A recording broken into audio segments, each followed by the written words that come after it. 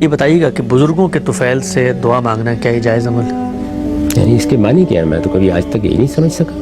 دعا مجھے کرنی ہے تو اللہ کی حمد و ثنا کروں گا، اپنی عاجزی کا اعتراف کروں گا، اپنے پروردگار کی بارگاہ میں حاضر ہوں گا۔ وہ مجھے دیکھ رہا ہے، نگران ہے، مجھے سن رہا ہے، تو اس کے اوپر کسی کا کوئی حق قائم ہوتا ہے کہ میں اس کو درمیان میں لاؤں اور پھر یہ کہوں کہ چونکہ یہ صاحب آپ کے بڑے ہی چہیتے ہیں یا ان کے ساتھ آپ کا کوئی خصوصی تعلق ہے تو ویسے تو آپ مجھ پر کرم فرمائیں گے نہیں، لیکن ان کا لحاظ کر کے کر دیں، تو یہ اللہ تعالیٰ کی شان کے بالکل خلاف ہے۔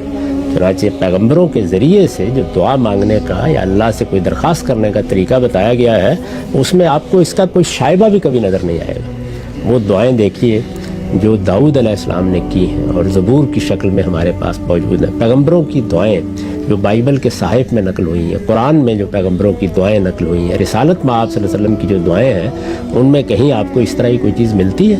تو اللہ کی بارگاہ میں جانے کے آداب ہیں، آدمی کو سوچنا چاہیے کس کی بارگاہ میں جا رہا ہے۔